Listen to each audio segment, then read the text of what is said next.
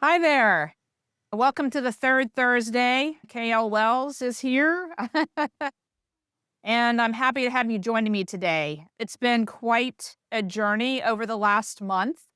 And kind of where I'd like to start is a quote that I picked up along the way that Rumi says that the wound is the place where the light enters you. And I found that to be quite inspiring for me personally. For some of you, you know that over the last nearly 6 months in our family, we've been dealing with my son in terms of his smoking fentanyl, which, takes the severity and the worry and all the things to another whole level. And one of the first things I thought of, just to be honest, was holy shit. And then I thought, okay, again, I need to do what I coach and train and teach, and that is up my game. And so my wife and I talked about it, and then she went to work in the yard, and I went to the mountains to hike. And so that's where I go to get centered. And fortunately for me, that is a really awesome place to find my peace and find my joy and find my heart again. And so having done that, I came home and began to think about what Brene Brown says. Do you have enough information to freak out in terms of worry? And what I decided was I might have enough information to freak out. And then the second question is, would it serve to freak out? And that question for me was a no. And for the most part, it's always been a no. So I was able to go, okay, freaking out is does not serve me, it doesn't serve my family, doesn't even serve Sam. And so I'm going to work my program in terms of thriving and make sure I'm eating well, sleeping well, getting my workouts in, supplements, getting out to nature more often, stepping outside, getting a massage, doing hyperbarics, reading really good things, listening to really great podcasts, paying attention to people that inspire me and continue to lift me into a higher space. And so I say this as a reminder, not just for me, but for each one of you that are listening to this right now, is I believe that as moms, as dads, as friends, as family members, it's our job to kind of lead and be the ones who are leading all of us, even leading our addicts or our alcoholics, in what does a healthy, thriving life look like, sound like, and feel like. And like I've said before, Sam's addiction is one bubble in my life, and I have all these other bubbles. So I have a great wife. That's a family bubble, and we're really doing great.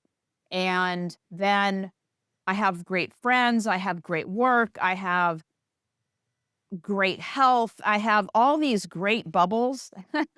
And Sam's the one where the challenge is. And so the rest of my bubbles are not going to suffer because I have one bubble that's kind of, dark and challenged and so on and so forth. So kind of fast forward a little bit. Patty and I had a conversation, that's my wife, a couple weekends ago, and we were still in the throes of Sam smoking fentanyl, and the conversation really was her losing hope. And I really needed to just pause and hold the space for her to talk it out and be where she was in that moment. I am personally eternally optimistic. And so it was painful to listen to her being in a place of no hope. And at the same time, I knew that just by talking about it and expressing it and giving it air and getting out of her head, that she would find her way back to hope.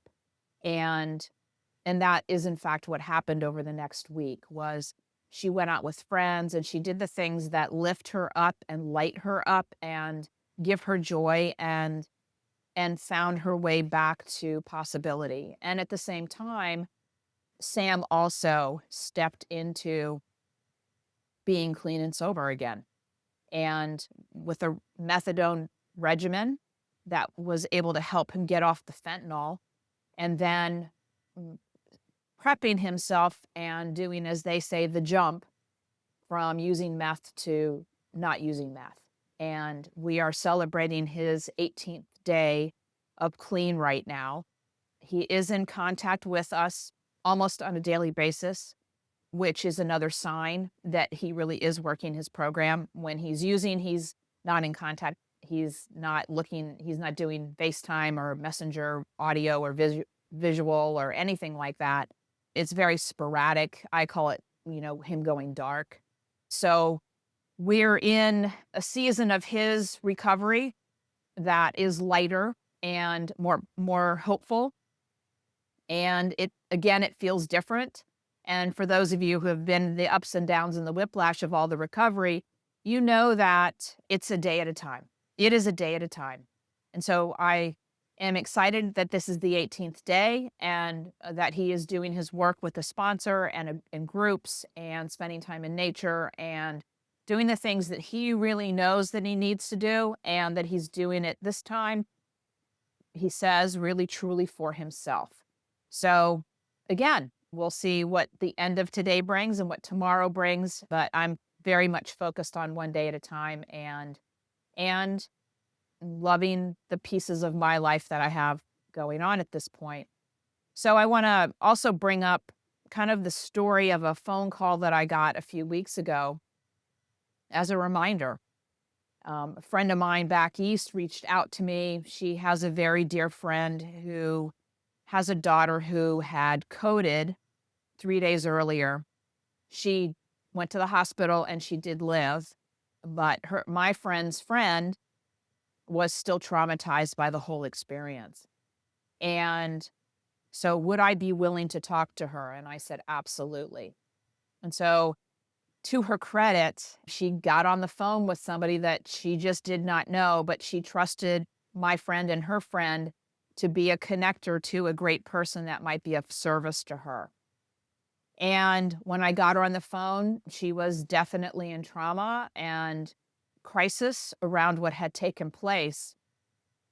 And I asked her if she was willing to do some work with me on the phone to shift from being in crisis and trauma and to shift to a more whole place, a more centered place, a more calm place, and to embrace some tools that she could use to get herself back and centered again and out of fear and terror and desperation. And she said yes, to her credit. So what I talked to her about was, when you're in trauma and crisis and things are desperate, from a brain science perspective, you're in your brain stem. And out of that place, decisions are very difficult to make that are going to serve you. So I talked to her about the technique and the tool of doing a 4-count breath in, a 4-count hold, and a 4-count release in terms of breathing. And the one thing that is the differentiator is you must count, because the brain stem cannot count. So the breathing calms you down, but the counting kicks you up to your neocortex, where from a brain science perspective, that's where possibilities reside. That's where much better decisions reside. That's where creativity, confidence, and all the good things reside, in order for you to get more centered and make better decisions about, who am I going to be in this moment. And so we did a 4-count, 4x4x4 breathing exercise to help her calm and center, and then lift her from her brainstem into her neocortex. So then she was able to hear some of the things that I was talking to her about. And I asked her, I said, are you open to moving from crisis to struggling to surviving and then to thriving? And she said, yes. And I said, okay, so here are some tools that work really well for me, and I know that quite a few of my clients and the people that I work with in this space, they've been life-saving for them also. And so I said, you need to feel this and let it move through you, because emotions and feelings are just energy. And so if you don't feel it, if you don't allow yourself to let the energy move through and out of you, it will get stuck somewhere in your body. And so I said, whatever you need to do when we get off the phone to allow yourself to feel, cry it out, sob it out, ugly cry it, all those things, whether you need to turn on great music, just think about it, so on and so forth. Make sure that you do that so that energetically you can get it out of your body and help it to move on. And then from a self-care perspective, what are the things that you know that work for you? And she does get massages and she has had energy work. And so we talked about the power of being out in nature. She lives in a beach community. And so step out, plant your bare feet on the ground every day for at least 15 to 20 minutes, if possible, so that you start your day that way. And as you do that, feet planted, Mother Earth is very restorative from that perspective. And spend a few minutes in gratitude. Begin to tick through all the things that you are grateful for. And what we call this is stacking.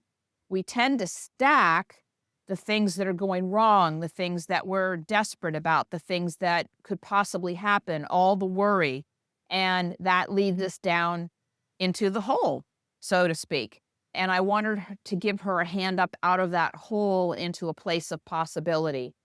And so I said, start stacking the things you are grateful for. The fact that you are alive, the fact that your daughter's alive, the fact that you have a great partner, the fact that you have great work, the fact that you have a great friend who, although didn't know what to do for you other than connect us, she connected us.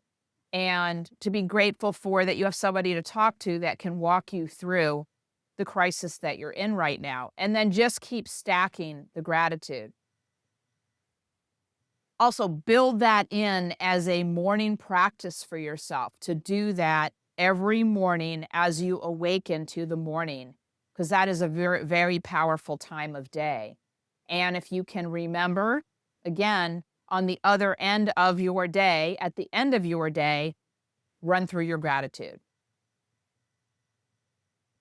I had a great day, great meetings, great clients, great moments with friends, with my partner, a great meal. I slept really well last night. All the things, just start stacking the gratitude before you go to sleep at night. And that plays a significant role in your subconscious and your sleeping at night. That will give you more peace and the ability to sleep more peacefully and calmly going into the night. The other thing we talked about was meditation tapes. There's so many apps that you can load to your phone to help you meditate. And if you just meditate for 5 minutes to get yourself centered and calm again, stop the monkey mind, super, super helpful.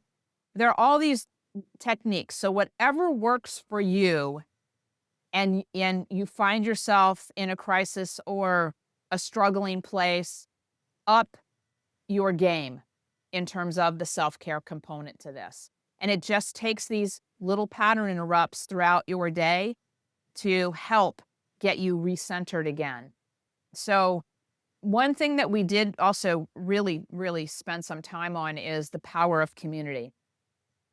And that 95% of your success or failure, if you are intentional and aspirational about thriving, is directly determined by who you surround yourself with. So who are you listening to on podcasts or TED Talks or in this group? What are you reading that is giving you hope and possibility and helping you understand the brain science of what's happening with the person that you love, who is the addict or the alcoholic, what's happening with your brain science. Personally, information helps me settle so that I feel like, okay, I believe I've got this in terms of knowing more information and I can work with this. And so I watched a podcast that actually is or an interview that's actually in Mighty Networks that Jen did with Jeff. And one of the things that he talked about as a recovering addict of 9 or 10 years was, please continue to love us. That was instrumental in his being clean and sober, and always have hope. And those two things from listening to Jeff were so helpful for me in that moment when Patty had lost hope. And I needed to undergird myself, and I chose to make the decision and set the intention to continue to live in hope and possibility and do my job relative to that piece. So I am always looking for those who model and exemplify and inspire me, and I respect, to continue to fuel me and my own journey in this journey with my son. So please find great books. One of the things I did do was, as soon as I found out, Sam was smoking the fentanyl and went to the mountains and came home and so on and so forth. One of the things I did was I pulled A New Earth by Eckhart Tolle off the shelf because I thought, okay, I need another up level in my spiritual journey here, a different way to look at this and a bigger picture way to look at this in terms of what is the universe calling me to know and learn in this moment? What is the universe calling Sam to learn and know in this moment? What is the larger purpose that all of this is serving?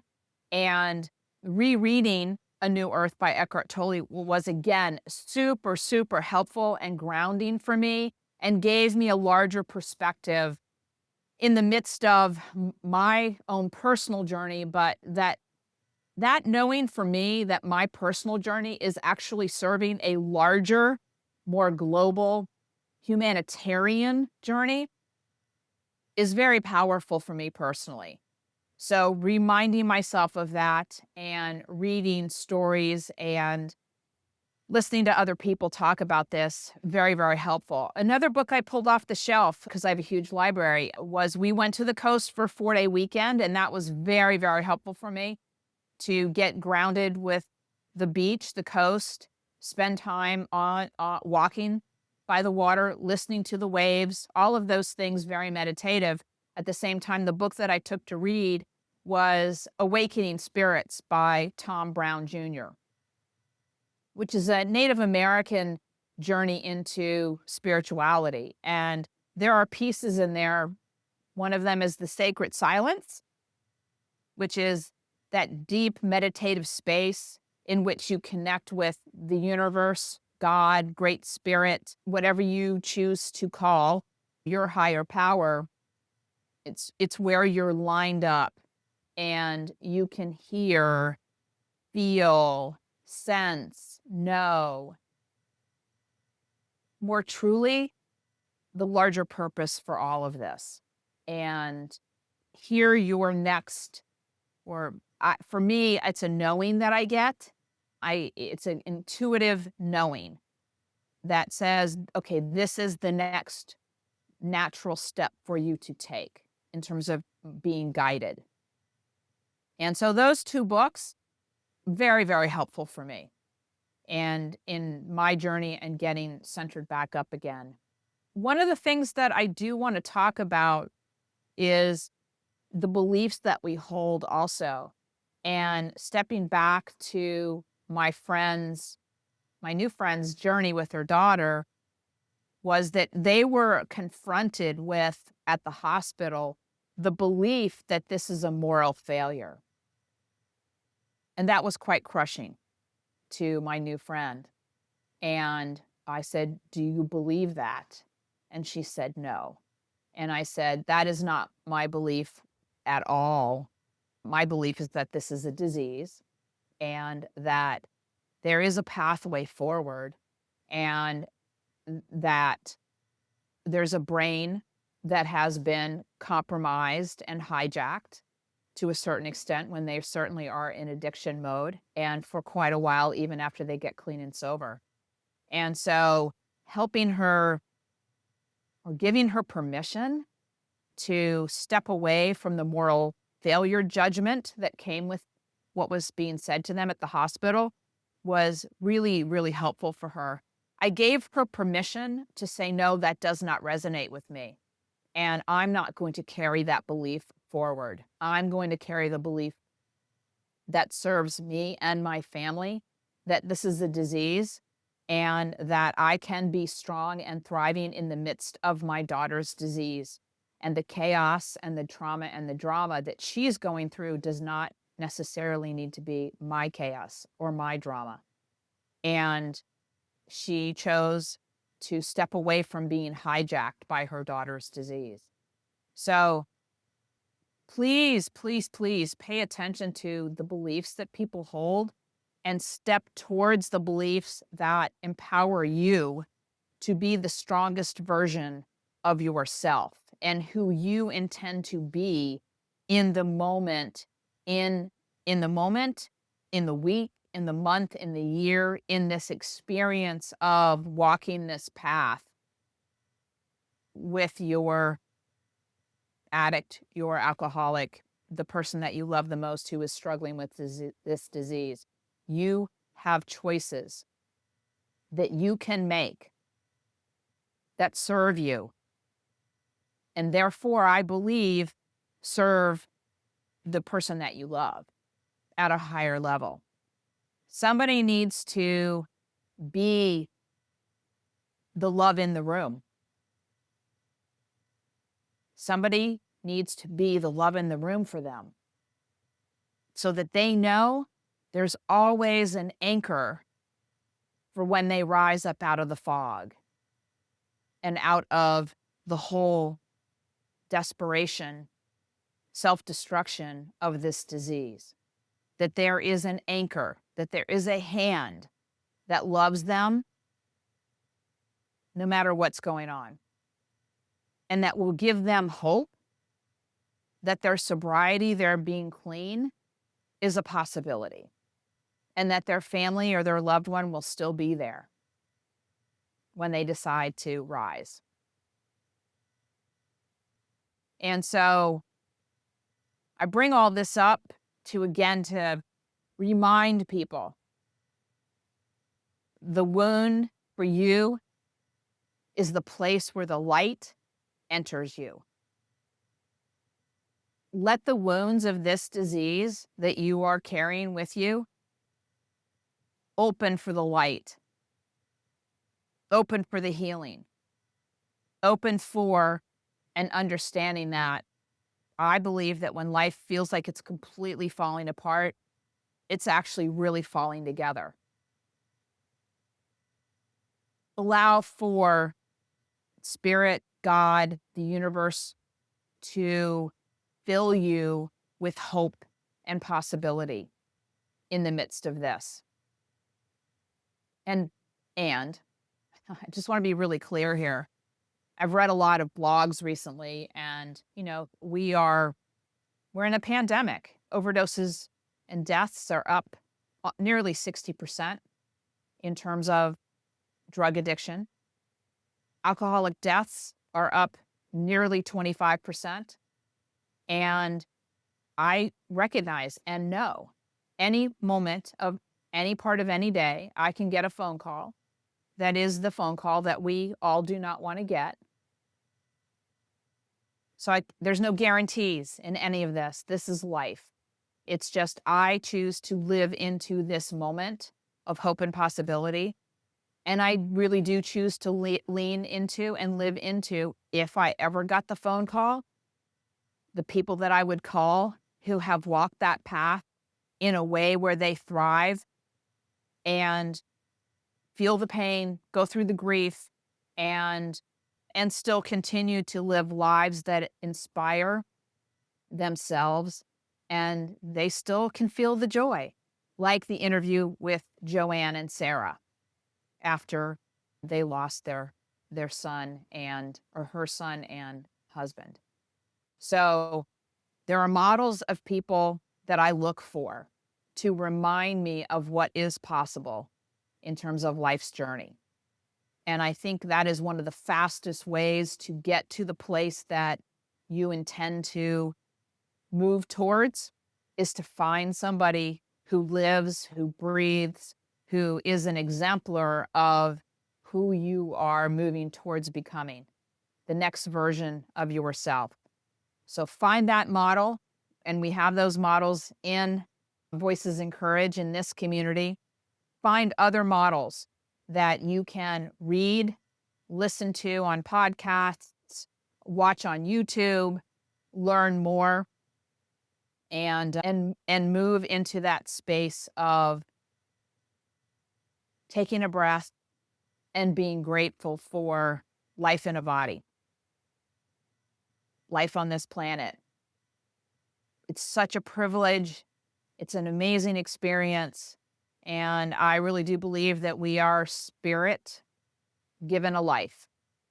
And I really do aspire to have my spirit shine while this body is supporting it on this planet and in this moment. So I hope some of these stories and the Rumi quote serves you, inspires you, keeps you moving, and knowing that you can be hopeful in the midst of the trauma and the drama. And remember, the wound is the place where the light enters you. So until next month, please look for the people that inspire you, read the people that inspire you, watch the people that inspire you, and wow, live, live, smile, be that leader for your loved one because they need you. They need you to be the love in the room. Be the love in the room. So until next month, my heart, my prayers are always with you, and I will see you next month. Take care.